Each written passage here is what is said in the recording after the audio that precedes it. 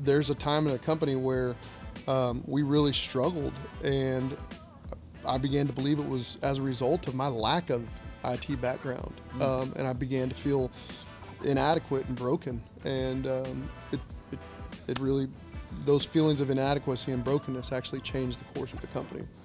Our industry, our organizations, and our delivery models face chaos every day. And here's the deal. We can either face the chaos, see what we can do with it, use it as fuel for the company, or we can practice what I call the ostrich strategy, which I've been guilty of at times, just burying my head in the sand and hoping it's just going to fly on by, right? And at that moment, you start to realize, well, I'm either the world's going to change around me, or it's going to change me as a result, right? Welcome to Now That's It, Stories of MSP Success, where we dive into the journeys of some of the trailblazers in our industry to find out how they used their passion for technology to help turn managed services into the thriving sector it is today. Our guest this week is a seasoned national sales manager, public speaker, and proven teammate committed to assisting the clients, organizations, and people with whom he helps discover a place for their success. He's the president and managing partner at ByteTime in Katy, Texas. His teammates have described him as the impact that has led to not only the successful relationship with over 300 clients in 8 states, but our 95% customer retention in over the last 5 years. Brandon Layhew, welcome to the Now That's It podcast. Thank you for having me. When's that guy going to show up? Little story for our podcast listeners. Brandon is a longtime colleague, friend, and is a great storyteller. So I'm really looking forward to the pod this week. And I know his story. I've heard you tell it before. It's a great story, and so I can't wait for you to share it with folks. But thank you so much for finally joining. Sure. You're a busy man. Well, I know. Thank you for having me. Again, Absolutely. Thank you for having me. Absolutely. So you and the guys at ByteTime go way back. Can you start by telling us how you all first met? Kindergarten. We all grew up in a little town, Katy, Texas. At the time, it was about 7,000, 8,000 people. And we all went through kindergarten through 12th grade together. Our parents all knew each other. One of their parents was Rob's parents were. His mom was a nurse practitioner. His dad was a painter. And Scott's parents both worked for the original trash company in Houston called BFI. And my mom, to this day, still keeps kids out of the house. My dad worked in print shop and as a handyman for most of his career. And Paul's dad was our high school football coach, and his mom was our 4th grade English teacher. So we go way back. What were those days like growing up? What would you guys do? Man, we were a rowdy bunch. I bet. We were a rowdy bunch, and we were wanderers. I don't know necessarily if we were aimless wanderers, but we were definitely wanderers. Tight group. We'd love you and we'd fight you. Quickly too. Yeah. But they good group of guys. They all actually Scott went on to serve in the infantry in the United States Army. Paul went on to be a decorated Marine, and Rob Special Forces Airborne Ranger. Wow. So You mentioned that before, you guys all come from humble backgrounds. And what were some of those values or lessons in those early years that are that you share with people today? All of the traditional ones that come with sports, being a part of a team, being a part of something bigger than yourself, hard work, discipline, self-discipline, commitment to excellence. The program that really Paul's dad defined has a standard, and that standard is when excellence becomes tradition, greatness has no limits. And I think it's a quality that not only the young men that are raised in that community believe, but the community believes as a whole. And that's kind of stuck with us through time, and it's kind of a standard of how we do things, standard of excellence.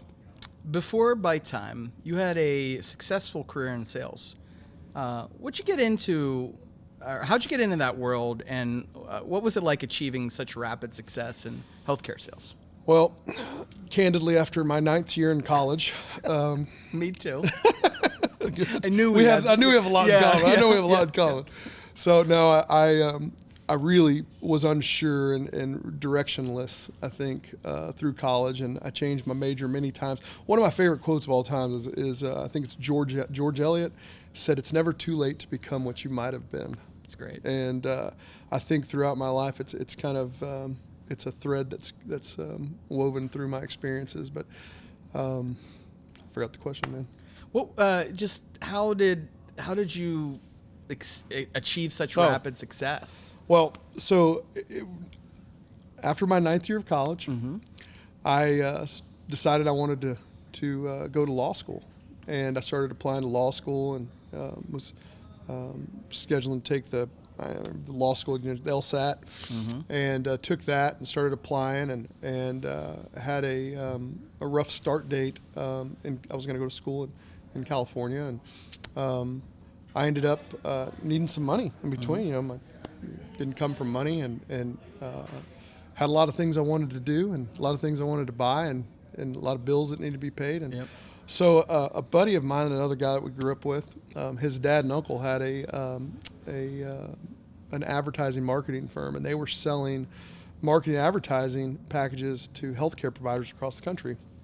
And they were doing this over the phone in like 2 phone calls, and it was the packages range from $17,500 to $75,000. And so they convinced me to come in. I had a 6-month wait before school started, and they convinced me to come in and just said, come check it out. And so I went and sat next to this young lady and listened to her bang out 100 calls in a day. And at the end of the day, they said, "Well, what do you think?" I said, "Man, I think I could do this pretty easily."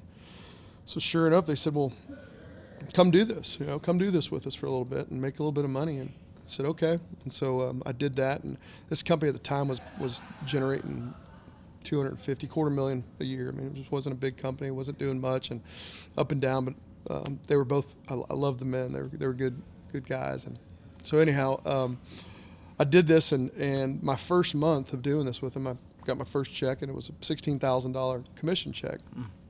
And needless to say, by the end of that year, I had paid more in taxes than my parents had ever made. Wow.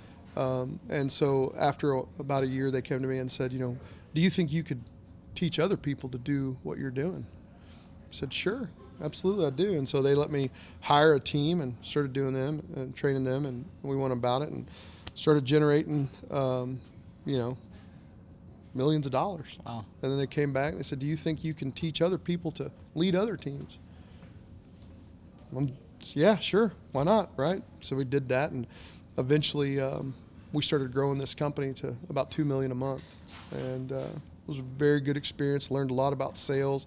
They brought in some really high-level guys, and what I learned was some of these sales techniques, foot in the door in the face, low ball, I just did naturally in conversations. And so that was kind of cool. Maybe I found the direction I wanted to go and got excited about it. And next thing I knew, I looked up and law school was in the rearview mirror. And, wow. What led you to leave it all behind? You'd made it big in sales, and life has a way of humbling you. It really does. And I like to I got into a point where in my life where it was out of control. I was wild. I didn't know what to do with that money. It's kind of like, and I woke up one day and realized I needed to slow down.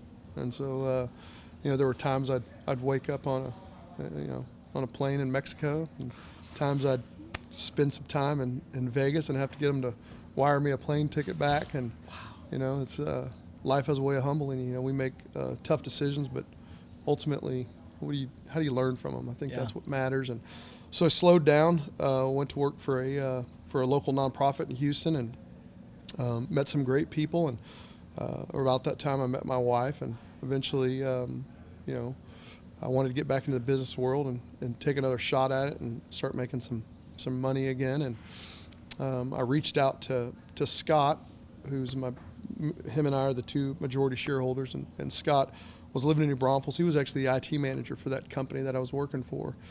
And Scott was living in New Braunfels now, and he had started ByteTime. And so when I started to pitch the idea of starting my own business, I was going to get into marketing and advertising because that's what I knew.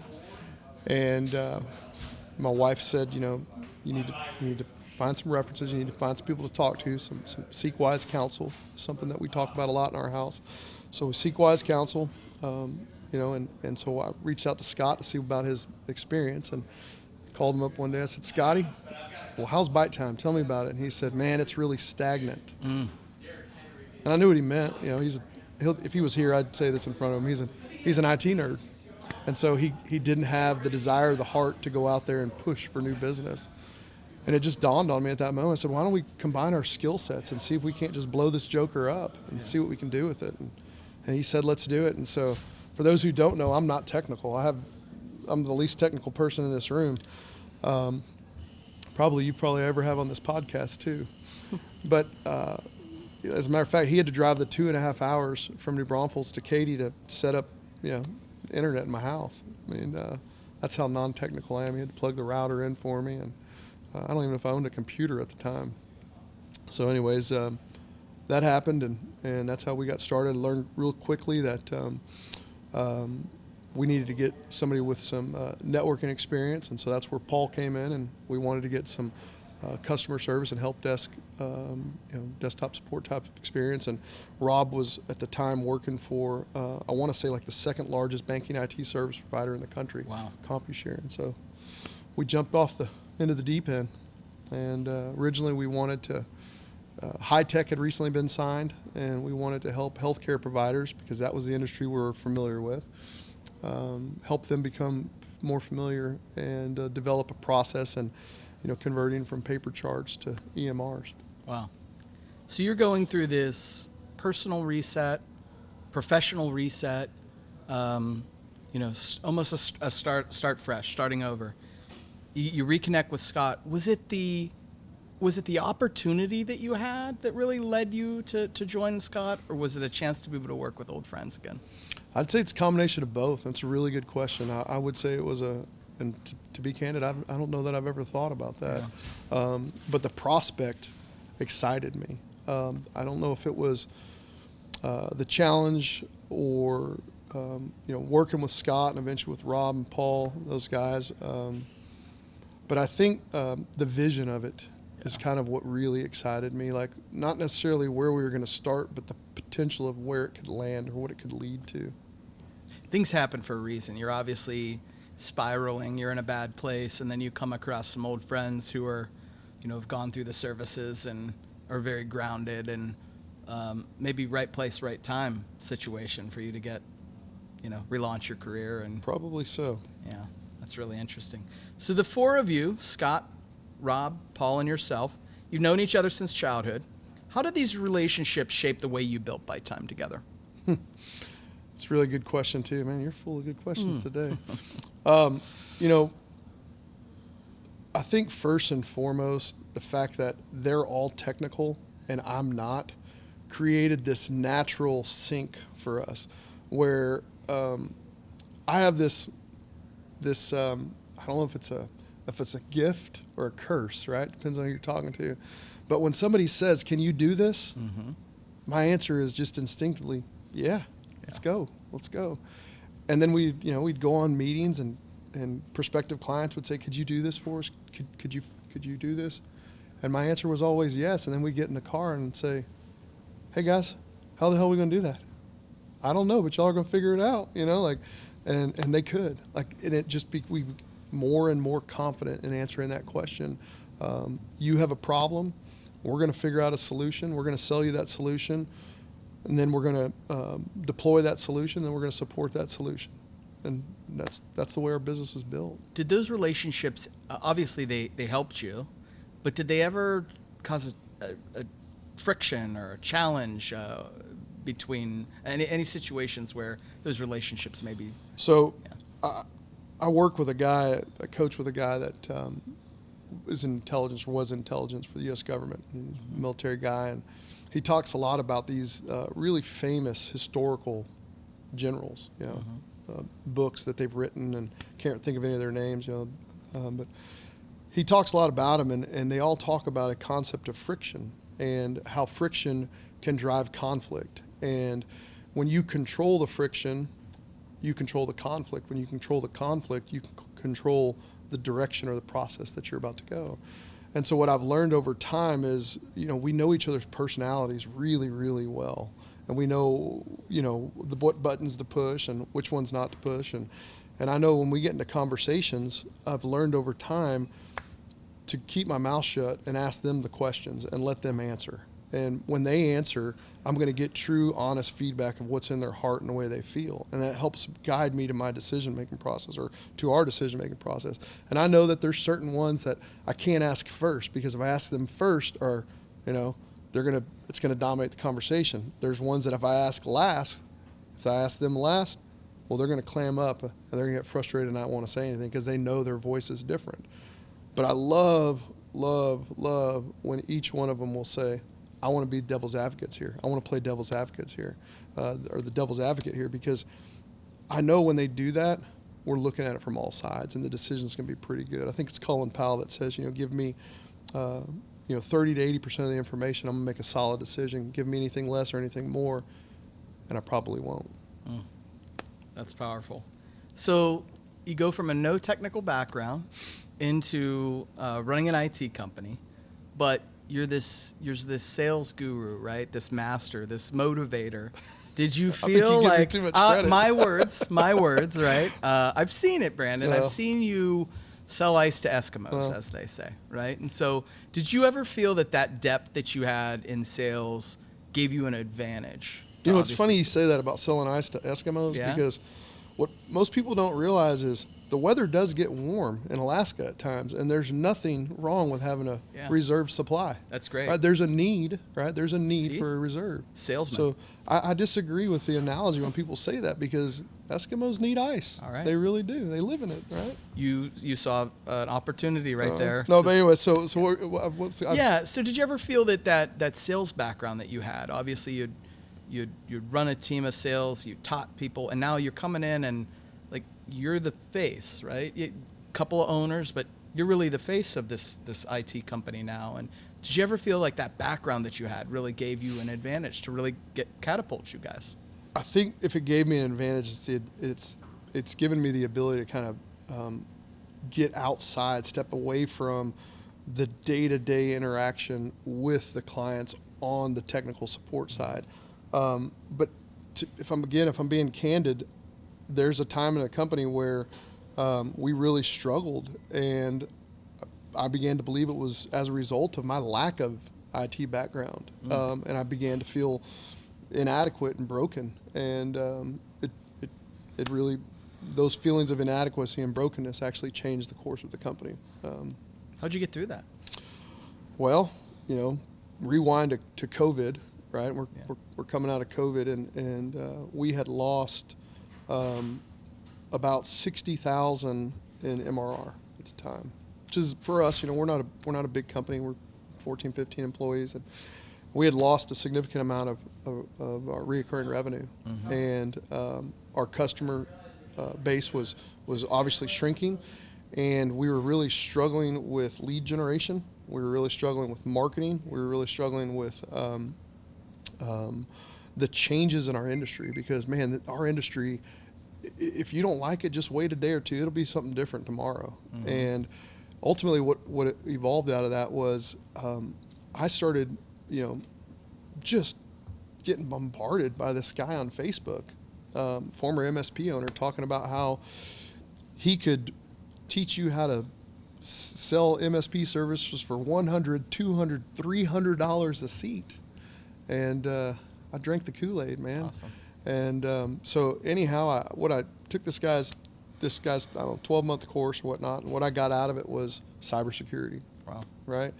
And I didn't know much about cybersecurity. We hadn't really been impacted by it. Ransomware was obviously a big deal, but beyond that, we really hadn't been touched by it.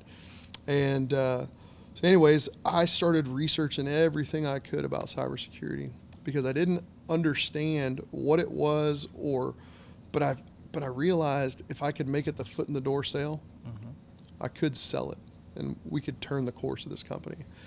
And so about that time, I got some notification for certification course through the Booth School at the University of Chicago. I was like, well, that sounds interesting, And so anyways, I jumped off the ledge and signed up to take this course on cybersecurity. And the day before it was started, or scheduled to start, I got notified that it didn't make. So I scrambled and, wanted to stay the course, found a course that was being offered, of all places at Harvard, or as some of the guys I work with like to say, Harvard. And with a little bit convincing, I got my foot in the door there, and they let me take this course.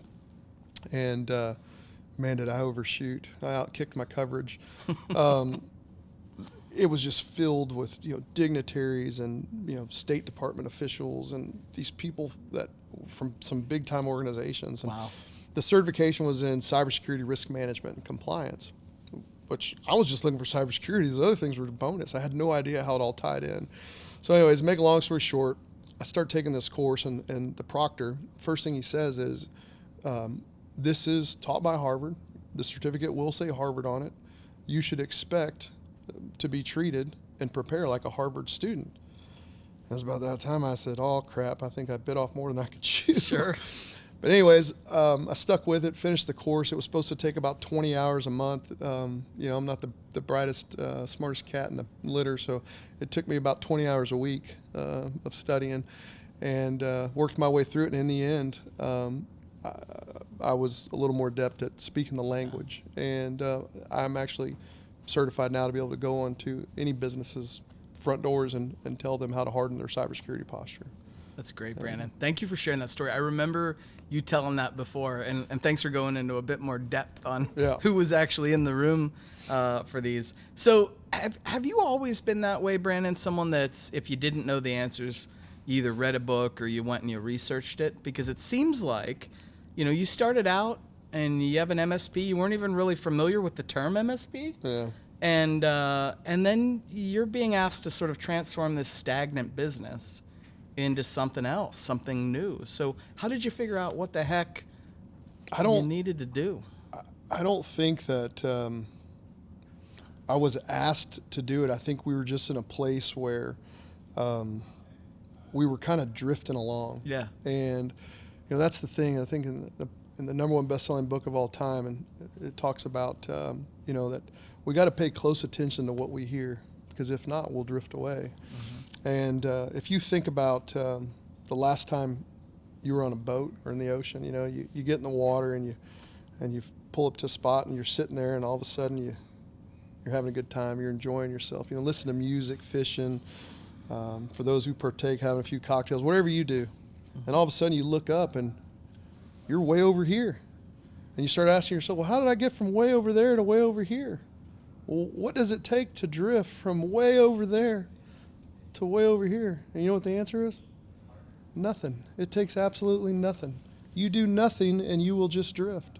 And I felt like that's what we were doing. We had lost sight of, like, when we started the company, or when I got involved, we went from just 14 accounts, and we're just kind of, it was all break fix. And then we went to this situation where we were showing it up at customer sites, and they were saying, hey, can you do this? And we said, yeah. And we got involved with an RMM tool because somebody asked us how we were going to monitor their devices. I had no idea what they were talking about.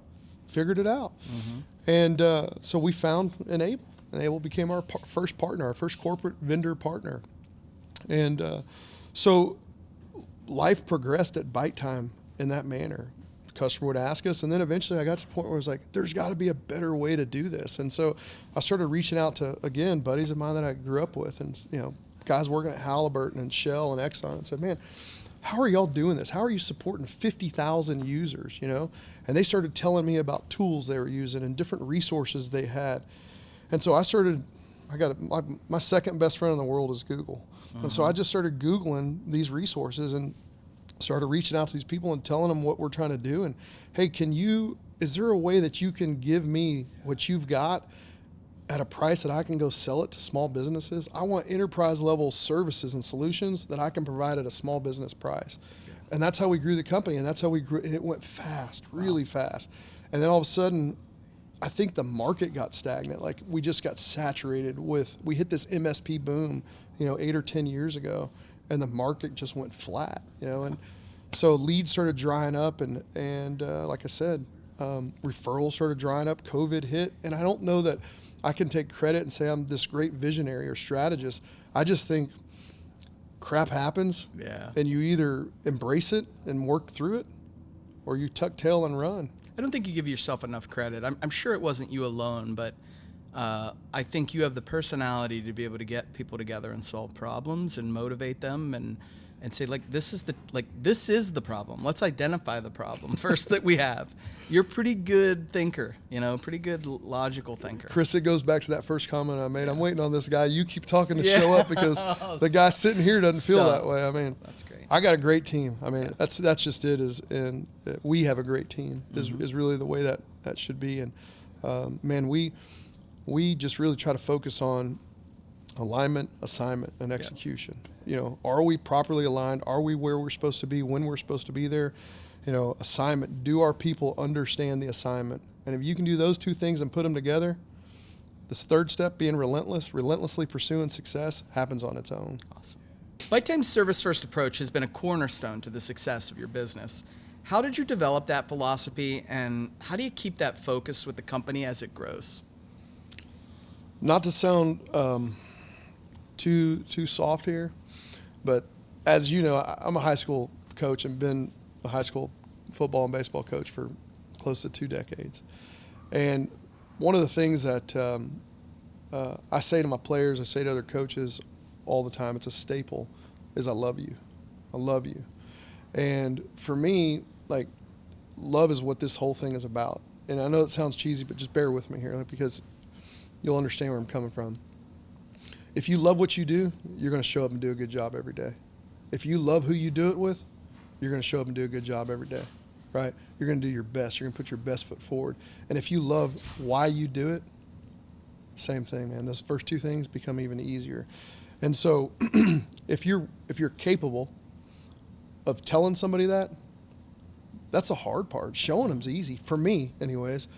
Saying it, backing it up becomes that much easier, right? And so for us, I think that I'm surrounded by guys that I've known since I was 5 for 45 years. Those dudes are all old. They're all 50 now. I'm only 49. I'm the baby of the bunch.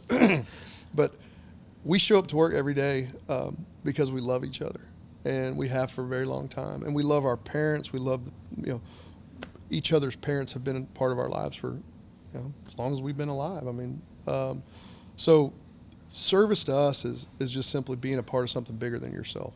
And that's the way we were raised. And we're still cutting cloth with the same guys we've been cutting cloth with for 45 years. That's great. You mentioned you love coaching.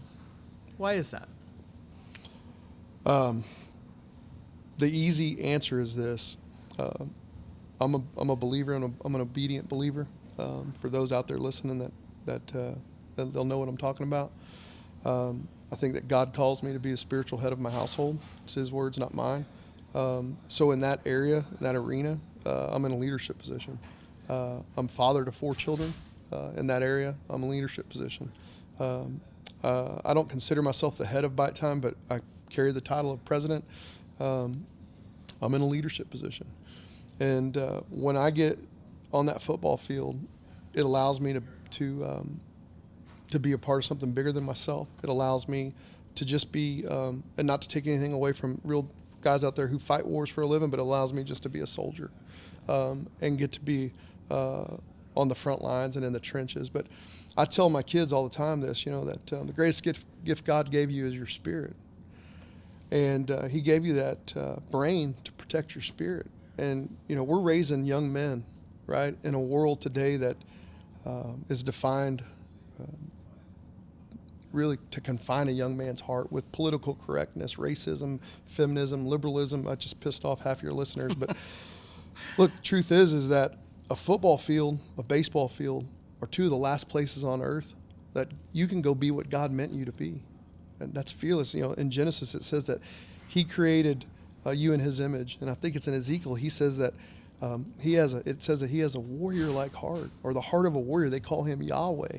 And if He created you in His image, and He has the heart of a warrior, what type of heart does He expect a young man to have? And so in some small way, I had coaches actually that poured themselves into me, right? That carved out a path for me to turn back to when I strayed. And I feel like I'd be cheating the system if I didn't repay that. I got to witness your coaching firsthand a couple of years ago. And what was really fun about this at your practice is you had a mic on. And so we got a little of the behind the scenes. And what was interesting to me was, yeah, there was X's and O's talk. But you were asking the kids, how you doing in school? How you doing with your grades? How you treating your parents with respect? I mean, you were having different conversations with those kids. Why is that so important for you? Again, I had coaches that poured themselves into me. I mean, absolutely poured themselves into me. And it goes back to what I said earlier. Yeah. If you're going to tell somebody you love them, you better know them. Yeah. Don't just say it. You better mean it. And how do you mean it if you don't know them? And you got to engage in their lives. Yeah. You talked earlier that success got the better of you. So how have you handled it differently now that ByteTime's starting to thrive?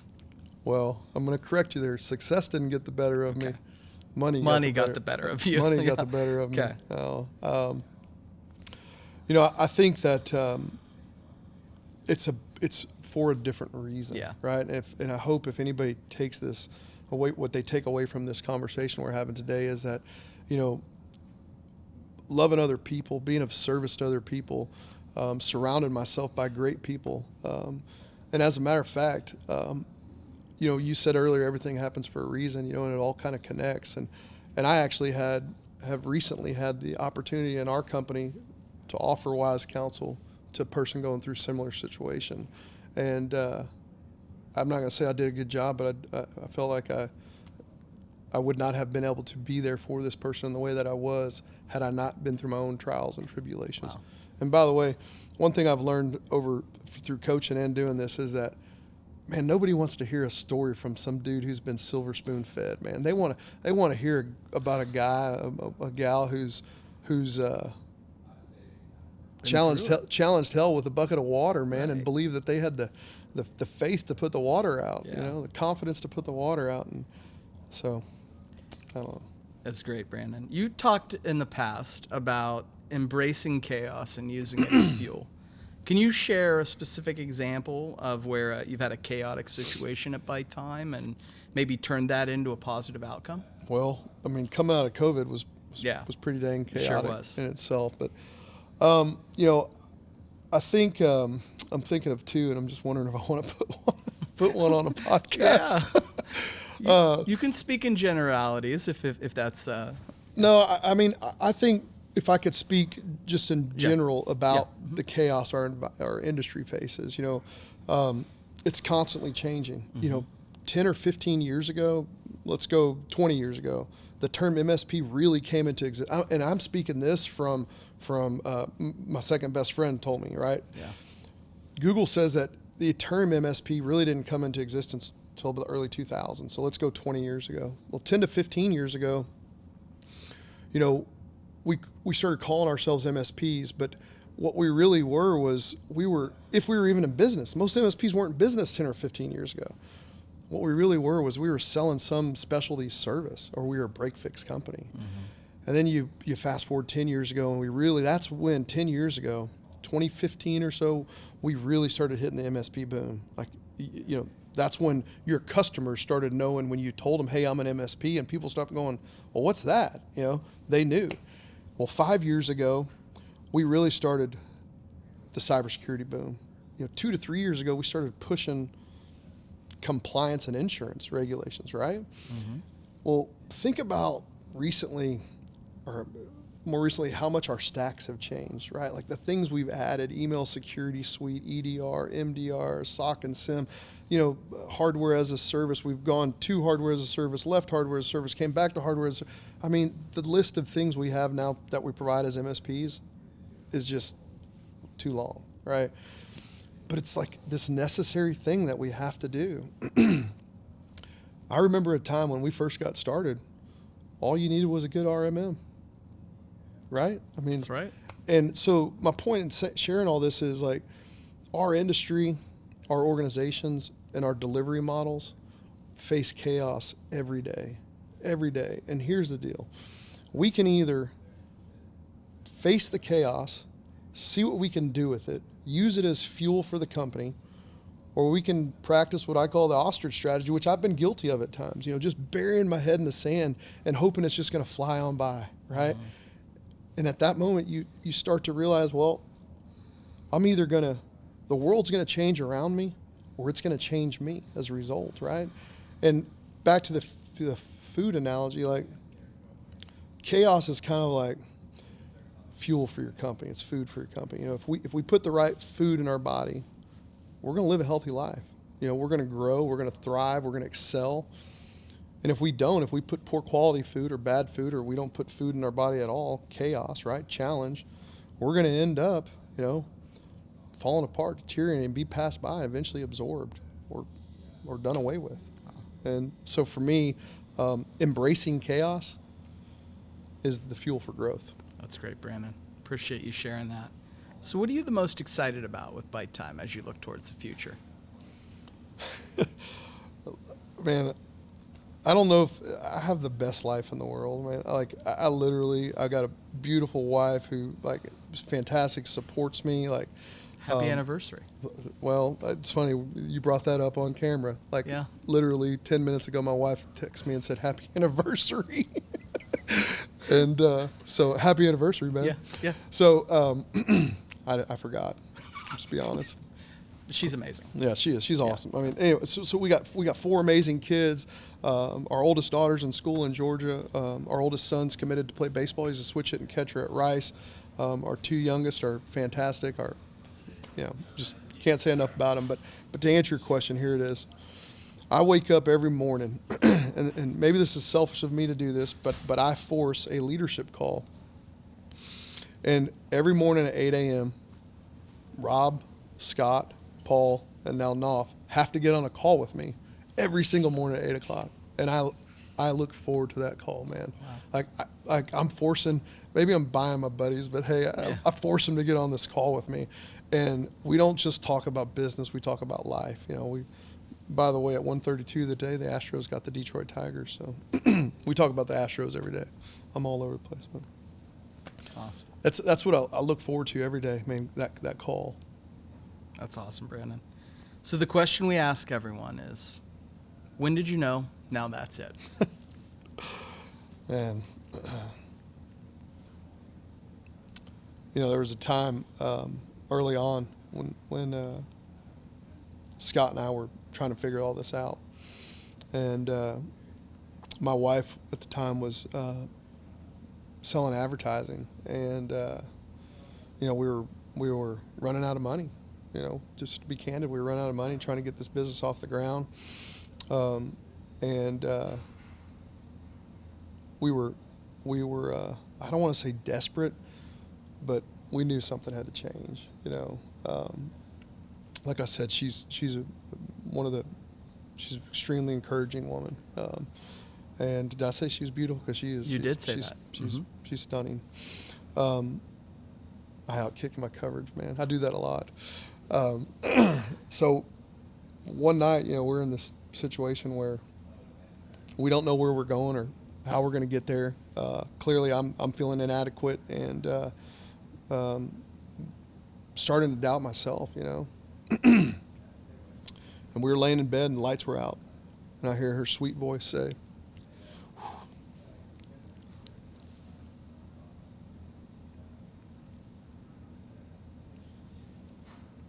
"It might be time. It might be time to find a real job." And it wasn't.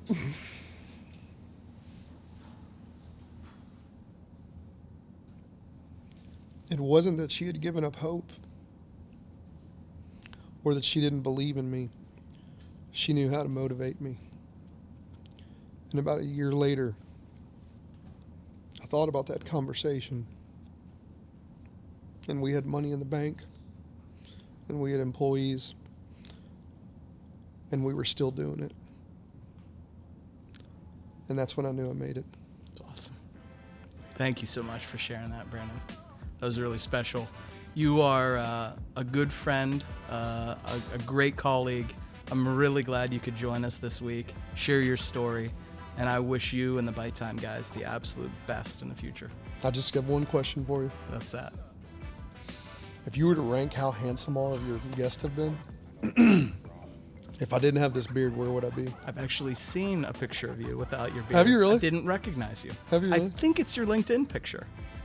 I It think is. you need to polish that. That's me and I cut that out. Me and my bride were at a wedding. As a I'd matter have of you fact. two without the beard, Two without the beard. but one far above everybody with the beard. Let me share one last thing with your listeners. I don't know where I heard this from or who said it, but I'm on this quote right now, and that is that the best teams are made up of a bunch of nobodies who love everybody, will serve anybody, and don't give a crap about being a somebody. Awesome. Thank you so much, Brandon. Thank you for having me.